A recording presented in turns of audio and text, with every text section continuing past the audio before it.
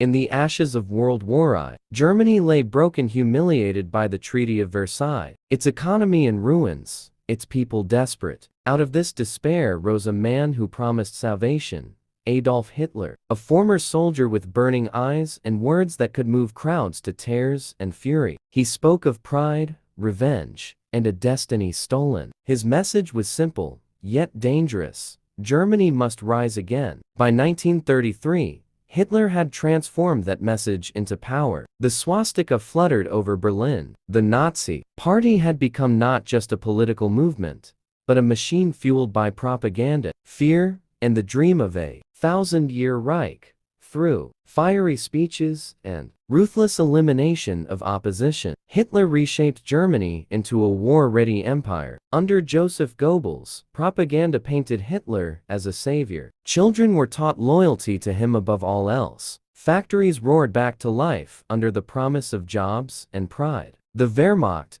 Germany's military, trained tirelessly, its tactics modern, its weapons unmatched. While Europe slept, Germany prepared. Secret rearmament under the guise of peace turned the Reich into a fortress. The world underestimated Hitler's ambition, a fatal mistake. But what made the Nazis almost unstoppable wasn't just their weapons. It was their belief. They thought they were destined to rule the world. Scientists, generals, and ordinary citizens all contributed to a system that seemed efficient, invincible, inevitable. In those early years, few could imagine how close Hitler would come to achieving his dark vision. The question that would haunt history forever was not just how they rose, but how close they came to winning it all.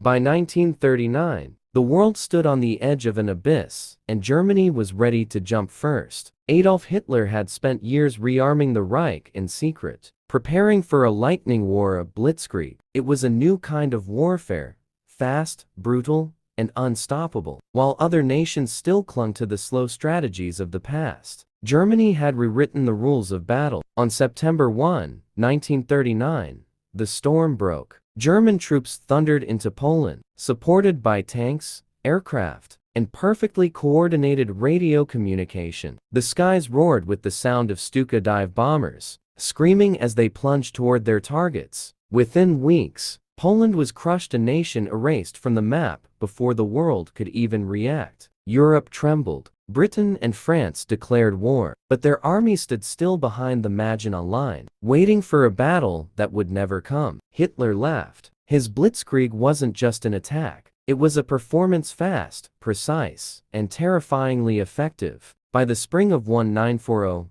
the next targets were clear. Denmark and Norway fell in days. Then came the assault on Western Europe, Belgium, the Netherlands, and France. German tanks rolled through the Ardennes, a region the Allies thought impassable. Within weeks, France, once the mightiest army in Europe, was on its knees. The world watched in disbelief. How could Germany, defeated just 2 decades earlier, now dominate an entire continent? The truth lay in their strategy: speed, surprise, and fear. The blitzkrieg struck like a cobra, fast, lethal, and gone before anyone could respond. By June 1940, Hitler stood triumphant in Paris.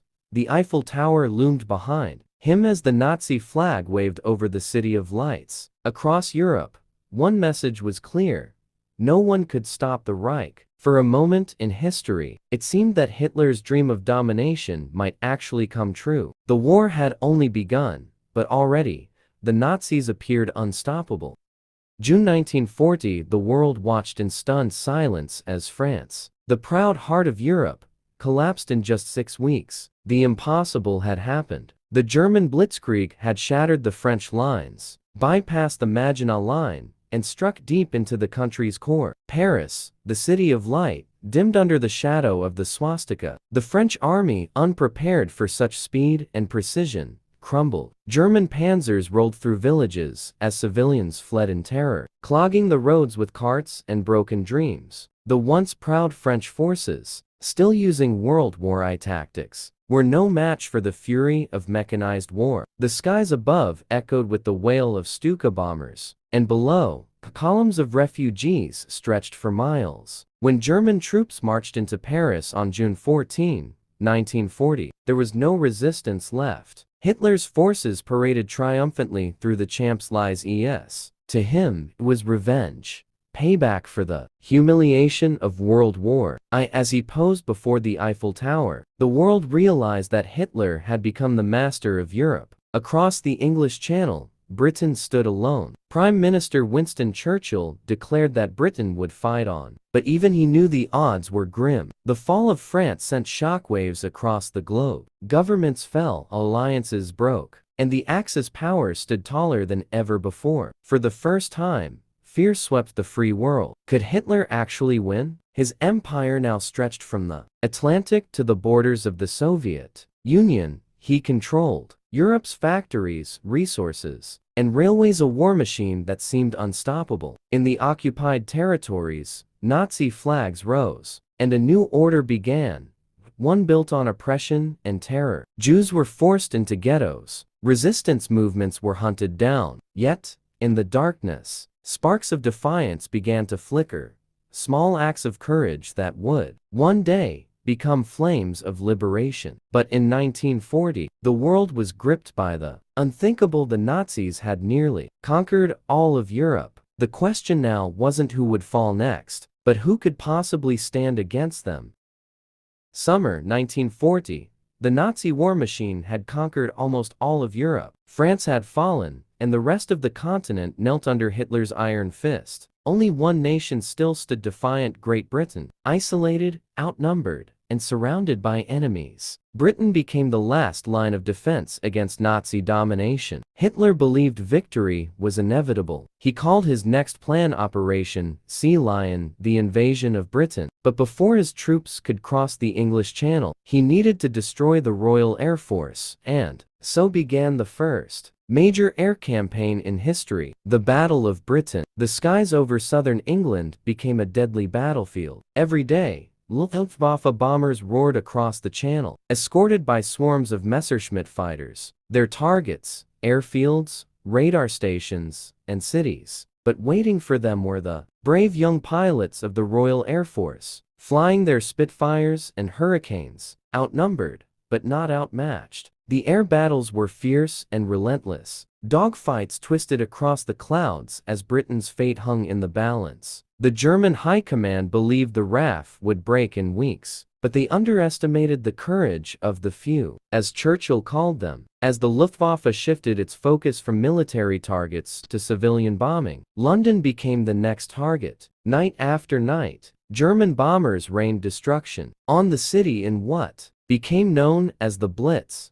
Fires raged across the capital. Entire neighborhoods were leveled, yet the British spirit refused to die. From underground shelters and subway tunnels, people sang, prayed, and endured. In September 1940, after months of brutal fighting, Hitler's plans began to unravel. The RAF had survived. German losses were mounting. Britain's radar technology and unbroken morale turned the tide. For the first time, the Nazi war machine had been stopped. Hitler postponed Operation Sea Lion indefinitely. The skies had betrayed him, and the world had witnessed the first real crack in his vision of total conquest. The Battle of Britain was more than a victory. It was a message to the world. The Nazis could be resisted. The dream of domination was not destiny. And though Europe lay in chains, hope once again had a voice carried on the wings of British pilots who refused to surrender.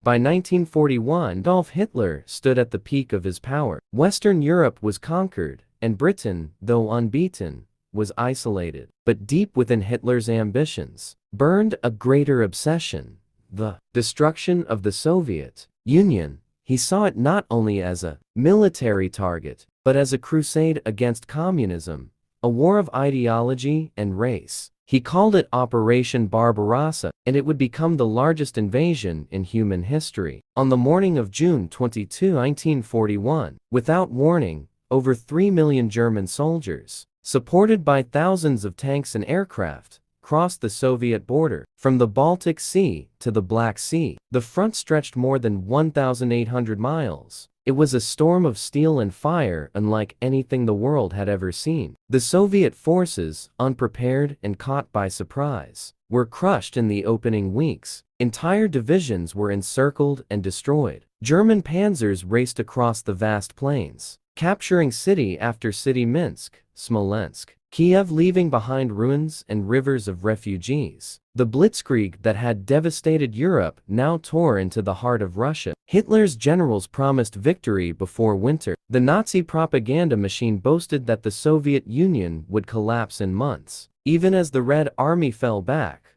Joseph Stalin refused to surrender. Factories were dismantled and moved east, beyond the reach of German bombers. Entire cities were mobilized for war. But as the Germans pushed deeper, their confidence became their curse. The vastness of Russia swallowed their armies. Roads turned to mud, supply lines stretched thin, and the people they thought would welcome them as liberators instead fought back with a fury born of desperation. By the time German forces reached the gates of Moscow, winter had arrived. The soldiers, dressed for summer, froze in the snow. Engines failed, weapons jammed, and frostbite claimed thousands. The blitzkrieg, the weapon that had crushed Europe, finally met its limit. Then, in December 1941, the Red Army counterattacked. Fresh Soviet divisions, hardened by the cold, pushed the Germans back. For the first time, Hitler's army was forced to retreat. The illusion of invincibility was broken. Operation Barbarossa was supposed to bring Hitler ultimate victory. Instead, it marked the beginning of his downfall. The Eastern Front would become a graveyard for million soldiers and civilians alike as the war entered its bloodiest phase. The invasion of the Soviet Union, once hailed by Hitler as a certain triumph, had turned into a nightmare. The German army, once unstoppable, was now locked in a brutal struggle, unlike anything the world had ever seen. On the Eastern Front, the war became a monster that devoured everything: soldiers, cities, and souls alike. Winter came early in 1941. Temperatures plunged below 30 C, and the once mighty Wehrmacht found itself trapped in ice and snow. Engines froze solid, rifles jammed, and food supplies vanished. German soldiers wrapped newspapers around their boots to fight the cold, while frostbite took more men than Soviet bullets. But the Soviets, fighting for survival, for their homes, for their very existence, refused to break. From the ashes of defeat, a new spirit rose. Stalin's call to arms echoed across the land. Not one step back. Entire cities became fortresses. Women worked in factories around the clock. Children dug trenches, and old men carried rifles to the front. In Leningrad, 1 million civilians endured a siege that lasted 900 days. Cut off from food and fuel, they faced starvation, bombings, and death, yet they did not surrender. In Stalingrad, on the banks of the Volga, the Red Army and the German Sixth Army clashed in a battle so savage that soldiers fought room to room, floor to floor, amid fire and rubble. The war on the Eastern Front was not just about territory, it was a war of annihilation. Hitler's ideology turned it into a campaign of racial hatred and destruction. Villages were burned, prisoners executed, and millions of Jews, Poles, and Soviet civilians were massacred in what would become known as the Holocaust. The once confident German soldiers began to realize the truth. This was not the quick victory they had been promised. The endless Russian landscape stretched before them, cold, vast, and unforgiving. Supplies dwindled, reinforcements arrived too late, and still, the Soviets pushed back, their strength growing with every day. By the end of 1942, the Eastern Front had swallowed over 2 million German soldiers. The dream of a swift conquest had turned into a war of attrition, a slow, grinding death that would bleed the Nazi Empire dry. For the first time, the world saw it clearly. The Nazis were not invincible. Their arrogance had led them into the heart of a storm they could not control, and the snow of Russia would soon bury the myth of Hitler's invincibility. In the summer of 1942, Hitler launched one of his most ambitious offensives yet to capture the industrial city of Stalingrad, a symbol of Soviet pride and power. He believed that if the city bearing Stalin's name fell, the Soviet Union itself would crumble. What began as another blitzkrieg soon turned into one of the most brutal and decisive battles in human history. As German forces advanced toward the Volga River, they met fierce resistance. The Red Army fought not just for land, but for survival. Every building, every street, every ruined factory became a battlefield. German tanks rolled through rubble, only to be ambushed by Soviet snipers hiding in shadows. The city became a maze of death, a place where life was measured in minutes. For months, Stalingrad burned. Day and night, artillery shells rained down. The river ran red with blood. Hitler demanded the city be taken at all costs, refusing to retreat even when his men were surrounded. On the other side, Stalin issued his own order, not one step back. Neither side would yield. By November 1942, the Soviets launched Operation Uranus, a massive counterattack that encircled General Paulus's Sixth Army, more than 300,000 German soldiers trapped inside Stalingrad. The hunters had become the hunted. The German high command begged Hitler to allow a breakout, but he refused, insisting they hold their ground. Then came winter. The temperature plummeted, supplies ran out, and the trapped German army began to starve. Frostbite, hunger, and despair replaced discipline and pride. The Luftwaffe tried to airlift food, but it was never enough. Soldiers resorted to eating horses, then rats. Letters home spoke of hopelessness. We are surrounded. The end is near. In February 1943, after months of horror, the German Sixth Army surrendered. Over 90,000 soldiers marched into Soviet captivity. Only a few thousand would ever return home. Hitler was furious, but refused to accept the truth. The defeat shattered the myth of Nazi invincibility. Stalingrad became the turning point of World War II. From that moment on, Germany would no longer advance, only retreat. The mighty war machine that once seemed unstoppable had been broken. In the cold ruins of a Soviet city, for the first time, the world saw hope. The Nazi Empire could be beaten, and in the ashes of Stalingrad, the tide of history.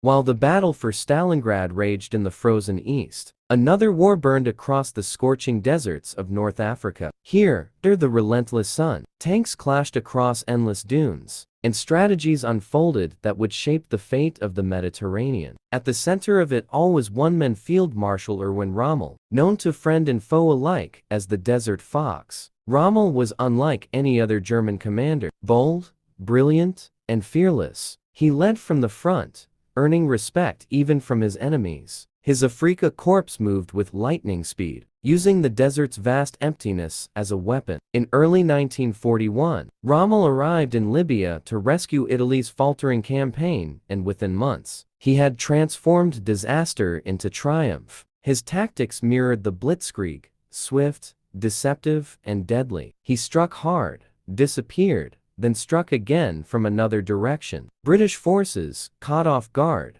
began to retreat toward Egypt. The world watched in fascination as Rommel's reputation grew. The man who seemed able to turn sand into steel. But the desert was as ruthless as any enemy. Supplies were scarce, and the distances were enormous. Every drop of fuel, every bullet, had to cross the Mediterranean, a sea now patrolled by the Royal Navy. British codebreakers at Bletchley Park had cracked German communications, giving the Allies a secret advantage. Slowly, Rommel's mobility began to fade. By 1942, the balance had shifted. A new Allied commander, General Bernard Montgomery, took control of the British Eighth Army at El Alamein. He prepared a massive counteroffensive. The desert erupted in fire as thousands of tanks and guns roared to life. Rommel's forces fought fiercely but could no longer match the Allies' growing strength and resources. When the battle ended, the Afrika Korps was forced into retreat. Churchill would later say, "Before Alamein, we never had a victory. After Alamein, we never had a defeat." The Desert War was over, but its lessons echoed across the world. For the first time, German forces had been decisively beaten in open battle by the Western Allies. It was a turning point, proof that Hitler's armies could bleed, and his generals could fail. Rommel's brilliance had dazzled the world, but even his genius couldn't overcome the limits of Hitler's ambition. North Africa had shown that the tide of war was beginning to shift from the Axis back to the Allies. By 1943, the walls of Hitler's empire were beginning to crack. The German army had been crushed at Stalingrad, pushed back in North Africa, and now faced a new threat from the south. The Allies, led by Britain and the United States, prepared to strike at what Winston Churchill called the soft underbelly of Europe. Their target, Italy. The campaign began in July 1943, when Allied forces launched Operation Husky, a massive amphibious invasion of Sicily. Under the blazing Mediterranean sun, tens of thousands of soldiers stormed the beaches. German and Italian defenses fought hard, but the Allies' superior air power and coordination overwhelmed them. Within weeks, Sicily had fallen, and with it, so did the confidence of Italy's dictator, Benito Mussolini. Mussolini, once Hitler's closest ally, now faced rebellion at home. His people were starving, cities were in ruins, and faith in fascism had vanished. On July 25, 1943, Mussolini was overthrown by his own government and arrested. Italy's new leaders secretly reached out to the Allies. The unthinkable had happened. One of the Axis powers had fallen apart from within, but Hitler refused to let Italy go without a fight. German troops flooded the country, seizing control of Rome and the north. The Italian surrender on September 8, 1943, turned the peninsula into a brutal battleground. Hitler ordered Mussolini rescued from captivity in a daring commando raid, reinstalling him as a puppet leader in the so-called Italian Social Republic. Yet his new regime was weak, sustained only by German guns. The Allied advance through Italy was slow and costly. Every hill and mountain became a fortress. From Salerno to Monte Cassino, the fighting was fierce, the terrain unforgiving. Cities were bombed, civilians trapped, and ancient landmarks destroyed. Still, the Allies pushed north, inch by inch, determined to break through the Nazi defenses. For Hitler, Italy became a bleeding wound, draining his troops, his tanks, and his time. What was supposed to be a defensive line turned into a slow retreat. The once proud Axis alliance was now fractured and desperate. By the end of 1943, the writing was on the wall. The Germans were being pushed back on every front, east, west, and now south. What had begun as Hitler's unstoppable conquest was now becoming a desperate struggle for survival. The invasion of Italy proved one truth that would define the rest of the war. The Axis powers were no longer advancing, they were collapsing. By 1944, the Nazi war machine was beginning to crumble, but it was far from defeated. Hitler still controlled most of Europe, from the beaches of France to the plains of Poland. The Allies knew that to end the war, they would have to invade Western Europe and strike directly at the heart of the Reich. The mission was code-named Operation Overlord, but history would remember it by another name, D-Day. For months, the Allies prepared in secret. Across Britain, soldiers trained for the largest amphibious invasion in history. Tanks were waterproofed, gliders readied, and ships loaded with supplies. The deception was massive. Fake armies, dummy radios, and false intelligence were used to convince the Germans that the invasion would come in Calais, not Normandy. Then came the dawn of June 6, 1944. The world held its breath as over 156,000 Allied soldiers crossed the English Channel. The sky roared with aircraft, and the sea was filled with ships stretching to the horizon. As the landing craft dropped their ramps, soldiers charged into chaos, gunfire, explosions, and the unforgiving surf of Omaha Beach. The beaches were a nightmare of courage and carnage. German defenses, known as the Atlantic Wall, were formidable bunkers, barbed wire, and machine guns carved into cliffs. Thousands fell within minutes, yet the survivors pressed on. Inch by inch, they fought their way forward, storming bunkers and silencing guns. By nightfall, the Allies had secured a fragile foothold in Normandy. Hitler had been deceived. Believing the real invasion was still to come in Calais, he refused to release his armored divisions. By the time he realized the truth, it was too late. The Allies poured men and machines into France,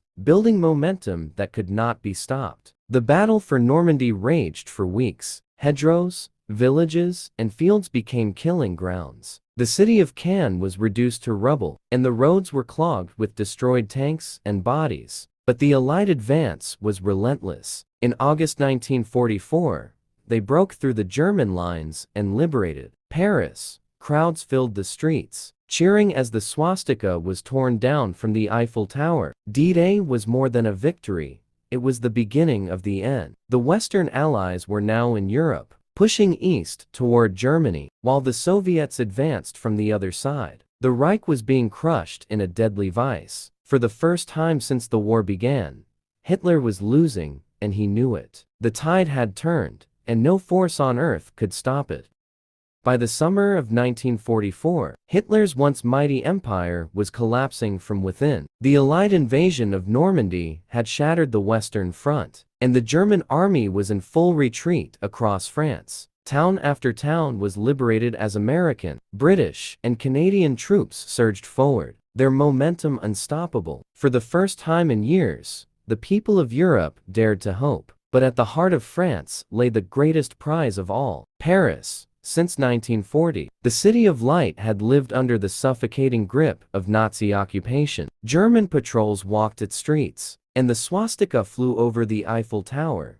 Yet beneath the surface, resistance was growing. The French resistance, armed with stolen weapons and boundless courage, was ready to rise. As the Allies approached the outskirts of the city, chaos erupted within. On August 19, 1944, Paris rose in rebellion. Civilians built barricades, snipers opened fire on German convoys, and the tricolor flag of France appeared once again in the streets. For 5 tense days, the city fought for its freedom, even as Hitler raged from Berlin, ordering that Paris be destroyed rather than surrendered. But his command was ignored. General Dietrich von Choltitz, the German military governor, defied Hitler's order, refusing to reduce one of the world's most beautiful cities to ashes. When General Charles de Gaulle's Free French forces, alongside the U.S. 4th Infantry Division, entered Paris on August 25, the city erupted in joy. Bells rang, crowds wept, and the French capital was free again. De Gaulle marched triumphantly down the Champs-Élysées, declaring, "Paris liberated, Paris outraged, Paris broken, Paris martyred, but Paris free." The liberation of Paris was more than symbolic. It proved that Hitler's grip on Europe was breaking. His armies were retreating eastward, battered and demoralized. The Wehrmacht, once the terror of the continent, was now fighting desperately just to survive. As the Allies pushed toward Germany's borders, the world began to glimpse the possibility of victory and of justice. Yet, even as hope returned to Europe, Hitler was preparing for his final stand. In his bunker in Berlin, he refused to surrender, clinging to delusion and hatred. The end was near, but it would not come quietly. The liberation of Paris marked the rebirth of freedom in Western Europe, and the beginning of the final, furious chapter of the war. The Reich was crumbling, but Hitler's fury was far from over. The bloodiest battles still lay ahead. Winter, 1944. The Allies had liberated France and were closing in on Germany from the west. In the east, the Soviet armies were preparing their final push toward Berlin. Hitler's empire was collapsing, yet, even in defeat, he refused to yield. From his headquarters, deep in the forests of the Ardennes, he planned one last, desperate strike. His goal, to split the Allied armies, recapture the port of Antwerp, and force a peace on his terms. It was a bold plan, reckless, almost suicidal, but Hitler called it his final gamble. History would remember it as the Battle of the Bulge. On December 16, 1944, without warning, the quiet forests of Belgium erupted in fire. Hundreds of German tanks and artillery guns roared to life, blasting through the thinly held American lines. Snow fell thick and heavy as German troops advanced under the cover of fog. The Allies, caught off guard, were forced into a chaotic retreat. The attack created a massive bulge in the Allied front, a deep wedge into Belgium and Luxembourg. Hitler had chosen his moment well. Many Allied commanders believed Germany no longer had the strength for such an offensive, but the Nazis had gathered every remaining tank, plane, and soldier they could find, throwing them all into this final strike. For days, the battle raged through frozen forests and shattered villages. The small town of Bastogne became the heart of the struggle. Surrounded and outnumbered, American paratroopers of the 101st Airborne Division held their ground against relentless German assaults. When ordered to surrender, their commander, General Anthony McAuliffe, replied with one word: nuts. The weather was brutal. Soldiers fought knee-deep in snow, with frostbite claiming more men than bullets. The skies were too clouded for Allied air support, and supplies ran dangerously low. Yet, the line held. When the skies finally cleared, waves of Allied aircraft struck back, bombing German armor and cutting off their supply lines. By early January 1945, the German advance had stalled. Their fuel was gone, their tanks were wrecked, and their once proud army was broken. The Allies counterattacked, driving the Nazis back across the Rhine. The Bulge disappeared, and with it, Hitler's last hope of turning the tide. The Battle of the Bulge was Germany's final roar, fierce, desperate, and doomed. It cost over 100,000 German casualties and left the Reich exhausted, its defenses shattered. From that point on, the Nazis could only retreat. For the Allied soldiers who fought through that frozen hell, victory came at a terrible cost. But their courage in the snow ensured that the road to Berlin would remain open, and that Hitler's dream of domination would die where it began, on the battlefields of Europe.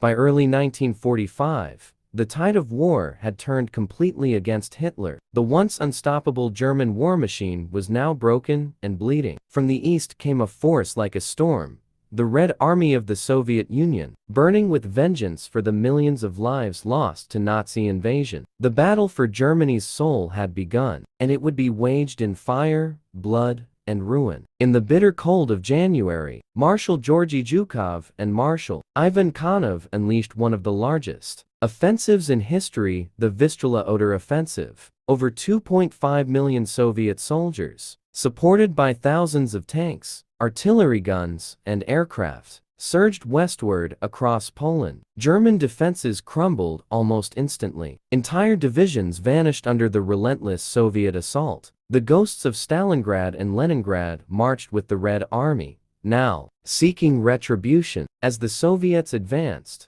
they uncovered the full horror of the Holocaust. Town after town revealed the remains of concentration camps, Auschwitz, Majdanek, Treblinka, each one a monument to Nazi cruelty. The world could no longer deny the depths of Hitler's crimes. For the Soviet soldiers, these discoveries only hardened their resolve. Berlin was no longer just a military target, it was a symbol of justice to be claimed through fire. The Wehrmacht, once proud and disciplined, was now a shadow of its former self. Hitler's generals begged him to retreat, to negotiate, to save what was left of Germany. But in his bunker, the Führer raged and fantasized about imaginary armies that no longer existed. He ordered cities to be defended to the last man, condemning millions more to die for nothing. By March 1945, the Red Army had reached the Oder River just 70 kilometers from Berlin. The sound of Soviet artillery could be heard inside the German capital. Panic spread through the city as refugees flooded in, fleeing from the advancing front. Civilians dug trenches in the streets while Hitler promised a final victory that no one believed in anymore. Meanwhile, from the west, American, British, and French forces were crossing the Rhine, closing in from the other side. Germany was being crushed in a deadly vice. For the soldiers of the Red Army, there was no turning back. They had fought from the ruins of Moscow to the plains of Poland, and now their eyes were fixed on Berlin, the heart of the beast. The final chapter of the war was about to begin, one that would decide the fate of millions, the fall of an empire, and the death of a dictator. The red flag of the Soviets would soon rise over the Reich, but only after the bloodiest battle Europe had ever seen. April 1945, the final act of the war in Europe. Berlin, once the proud heart of the Nazi Empire, was now a city of ashes. Allied bombs had reduced its streets to rubble, its buildings to skeletons of stone and steel. Yet, within those ruins, Adolf Hitler still clung to his delusions of victory, commanding armies that no longer existed. On April 16, the Red Army began its assault on Berlin. Over 2.5 million Soviet soldiers, supported by 6,000 tanks and 40,000 artillery guns, encircled the German capital. The thunder of their cannons turned night into day. For the defenders, old men of the Volkssturm, teenage Hitler youth, and the remnants of shattered divisions, there would be no mercy, no retreat. Hitler had declared Berlin a fortress, and every street became a battlefield. Soviet forces, led by Marshal Zhukov and Marshal Konov, stormed through the suburbs. The battle was chaos, tanks dueling at point-blank range, snipers hidden in church towers, and flamethrowers clearing buildings room by room. Civilians huddled in basements, terrified, as the earth shook around them. Every block was soaked in blood. Deep beneath the Reich Chancellery, in a concrete bunker, Hitler ranted and dictated commands to armies that no longer existed. He blamed his generals, his people, and even reality itself. As Soviet troops closed in, he married Eva Braun, his longtime companion, and prepared for the inevitable. On April 30, 1945, as Soviet soldiers raised their flag over the Reichstag, Adolf Hitler took his own life. The man who once dreamed of ruling the world died in a bunker, surrounded by lies and ruin. Above ground, the Red Army continued its final push. The battle for Berlin raged for days after Hitler's death. German soldiers fought to the last bullet, but it was hopeless. On May 2, 1945, the remaining defenders surrendered. The once mighty Third Reich had fallen. The cost of victory was staggering. More than 80,000 Soviet soldiers died in the Battle of Berlin, and the city itself was left in ruins. Smoke rose for weeks over what had once been Europe's most powerful capital. The red flag waved over the Reichstag, a symbol of triumph, vengeance, and the end of an age of terror. Across Europe, people celebrated. In London, Paris, Moscow, and New York, crowds poured into the streets, cheering, crying, and singing. The nightmare was finally over, but beneath the joy lay a heavy truth. Tens of millions were dead, cities were destroyed, and the world would never be the same again. The Reich had fallen, but the scars of its madness would shape the world for generations to come. May 1945, the guns of Europe finally fell silent. After nearly 6 years of fire and fury, the Second World War had come to an end. Hitler was dead, Berlin had fallen, and the dream of the thousand-year Reich had collapsed into dust. What began as a conquest of the world had ended in the total destruction of Germany itself. The news spread like a shockwave across the globe. On May 7, 1945, German General Alfred Jodl signed the Act of Unconditional Surrender at Reims, France. The following day, it was confirmed in Berlin, and the world celebrated victory in Europe Day in the streets of London, Paris, and New York. People cheered, cried, and danced. Flags waved, bells rang, and strangers embraced, as tears of relief flowed freely. But in Germany, there was only silence. The once proud cities of the Reich were now graveyards of stone. Cologne,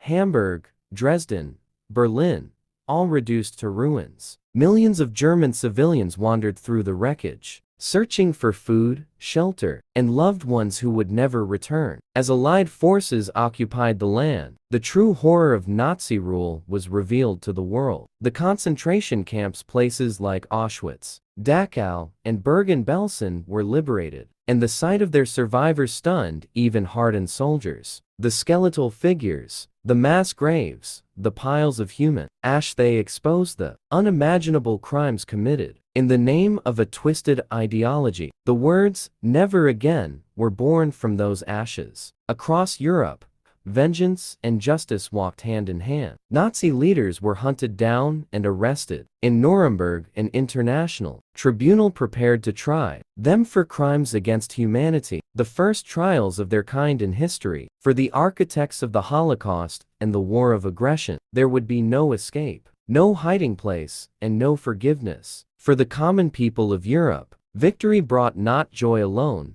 but exhaustion and grief. Cities lay in ruins, economies shattered, families torn apart. Yet, amid the rubble, hope began to grow. The guns were silent, and from the ashes of war, a new world would slowly rise. One built not on conquest, but on cooperation and peace. In the East, however, a new shadow was forming. The alliance that had defeated Hitler, the United States, Britain, and the Soviet Union was already fracturing. The next great conflict would not be fought with tanks in Europe's fields, but with ideology, spies, and nuclear weapons. But for now, in that moment, the world breathed again. The nightmare was over. The flags of freedom once more flew across Europe, and the people whispered a single, fragile truth. Evil can be defeated, but peace must be guarded forever.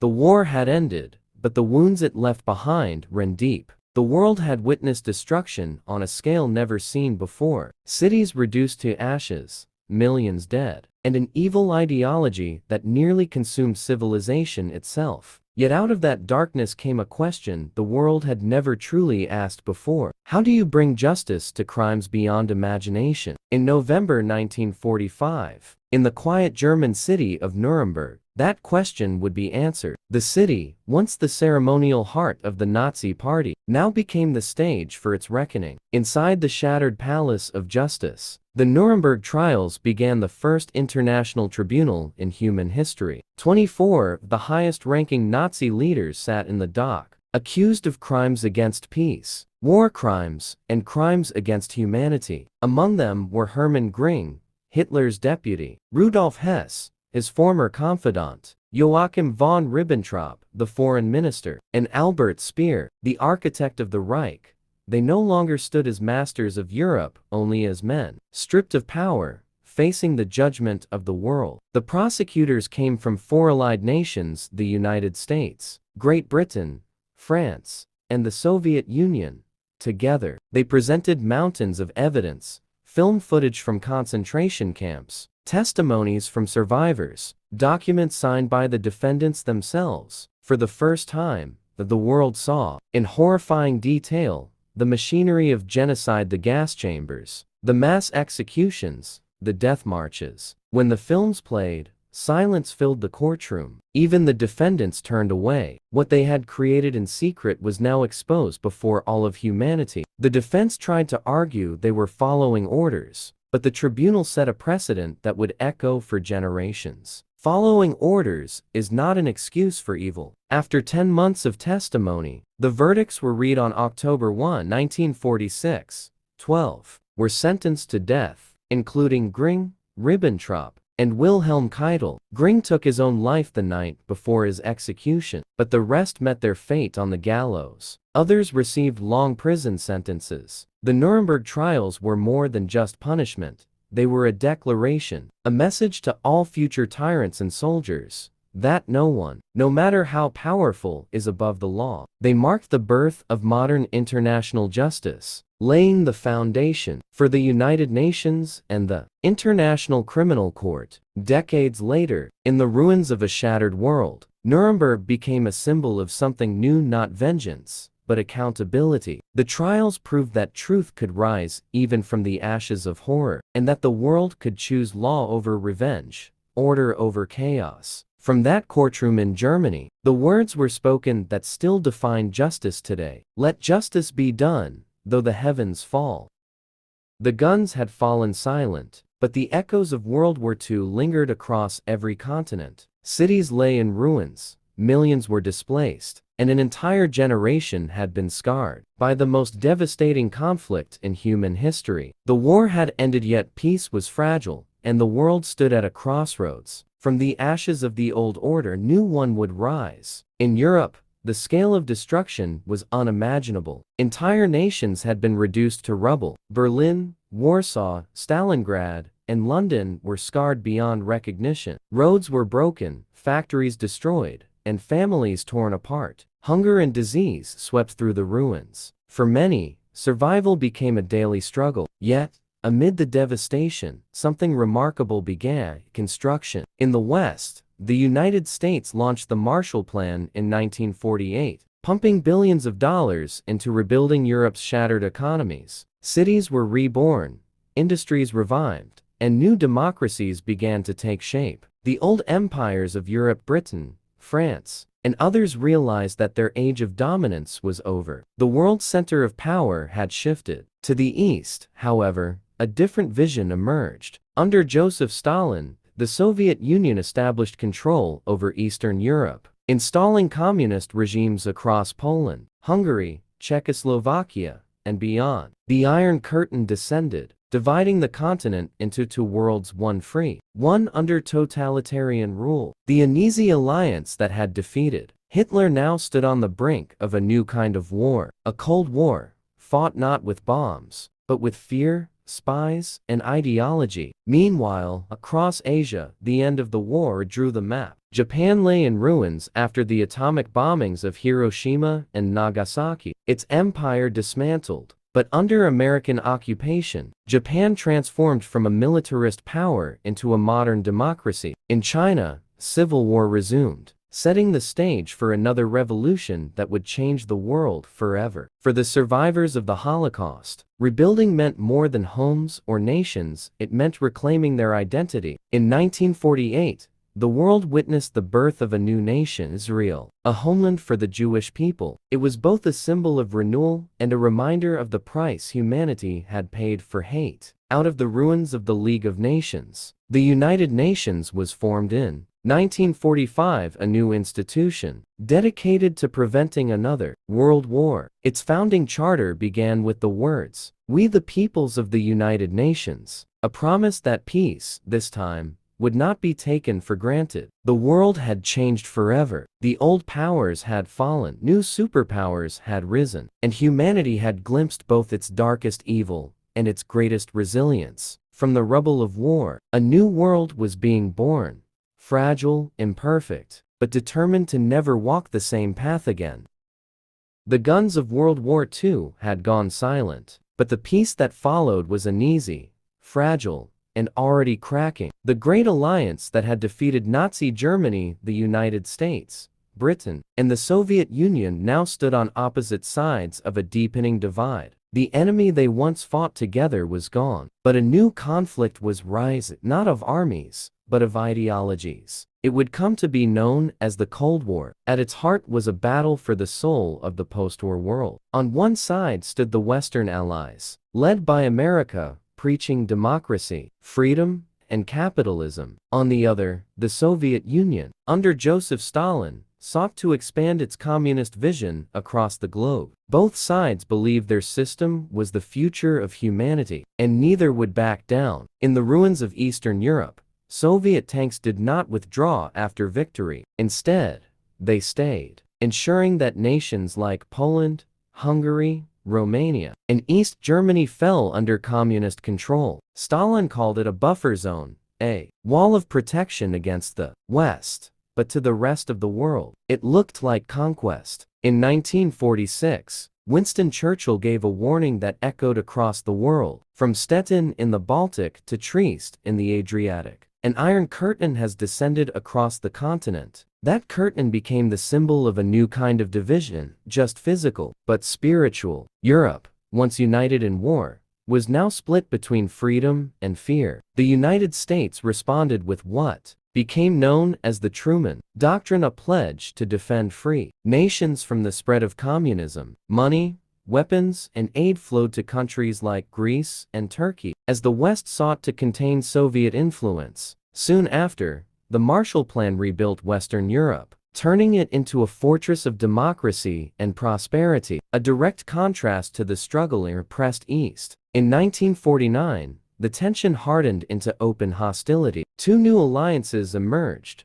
NATO in the West, and later, the Warsaw Pact in the East. Both sides armed themselves with terrifying new weapons, nuclear bombs capable of annihilating the world in minutes. The Cold War was no longer about territory, it was about survival. The war that had ended in fire had given birth to a peace held together by fear. Behind closed doors, spies replaced soldiers, propaganda replaced bullets, and every nation was forced to choose a side. The shadow of World War II still loomed large, and its legacy was now a globe divided between two superpowers staring each other down. The world had survived Hitler's war, but it now entered a new kind of battlefield, one fought in silence, in suspicion, and in the constant fear of another apocalypse. The story of World War II is not just about victory, it's about how close humanity came to losing everything. The Nazis nearly won, not because their cause was righteous, but because the world underestimated how far tyranny could go when fueled by fear, hate, and silence. In the early years, Hitler's rise seemed unstoppable. His army swept across Europe with terrifying speed, crushing nations in weeks. His propaganda machine turned lies into truth,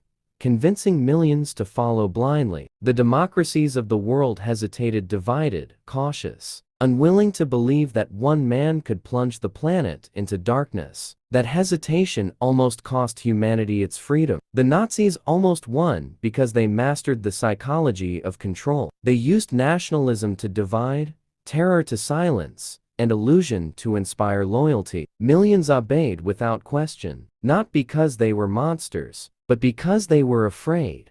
Afraid of standing out, afraid of punishment, afraid of hope. In that fear, evil found its greatest weapon. For a moment, Hitler truly did rule almost all of Europe. His flag flew over Paris, his soldiers reached Moscow's gates, and his bombs fell on London. The world stood on the edge of a new dark age. Had a few decisions gone differently? Had the Allies not cracked the Enigma code? Had Hitler not invaded the Soviet Union? Had America not joined the war? History might have ended in the shadow of the swastika, but even in the darkest hour light endured. The courage of the few saved the many.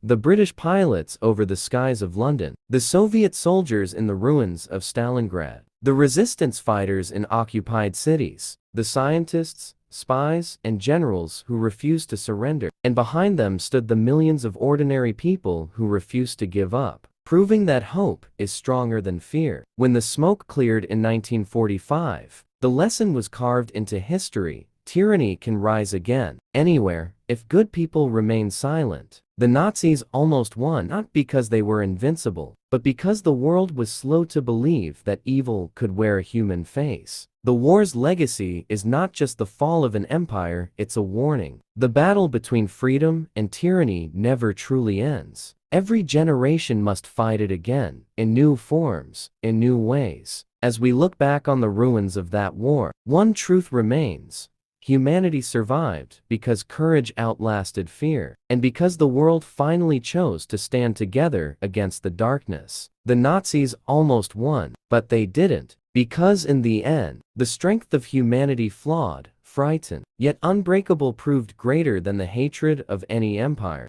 The war was over, but peace came at a cost so immense that the world would spend generations paying it. More than 70 million lives had been lost. Cities had burned, nations had fallen, and entire peoples had been erased. The earth itself seemed scarred, as if mourning what humanity had done to itself. Across Europe and Asia, survivors emerged from the shadows of war, hollow-eyed, starving, broken, but alive. They walked among ruins that were once homes, schools, churches, and dreams. The smoke of burned cities still lingered in the air, but for the first time in years, the guns were silent. The sound of war had ended, and the sound of rebuilding had begun. Peace was not triumph. It was recovery, slow, painful, and uncertain. Families searched for loved ones who would never return. Soldiers returned home to nothing but memories and graves. Children grew up playing among bomb craters, not playgrounds. And all around them, the ghosts of the war whispered reminders of what humanity had endured. From the rubble, nations tried to create something better, something that could endure where empires had failed. The United Nations was born to prevent another catastrophe. The Universal Declaration of Human Rights was written to protect every soul from tyranny and hate. It was humanity's promise that never again would such darkness be allowed to rule the world. But peace demanded vigilance. As the Cold War began, new tensions threatened to ignite the world once more. Nuclear weapons, espionage, and ideology replaced tanks and trenches. The world had survived one apocalypse only to build the tools for another. It was a cruel irony that in chasing peace, mankind had found the power to destroy itself entirely. And yet, even in that shadow, there was progress. Former enemies became allies. Germany and Japan rose again, not as conquerors, but as builders. Nations that once fought to the death, now traded, learned, and dreamed together. Humanity, scarred, but wiser, began to understand that true strength lies not in domination, but in unity. World War II remains the deadliest conflict in history, but its legacy endures as a warning and a lesson. The price of peace is not victory, it is memory. It is the courage to remember the past, even when it hurts, so that it may never be repeated. As the decades pass and the witnesses fade, the responsibility becomes ours, to carry their stories, to honor their sacrifice, and to guard the fragile gift they left behind.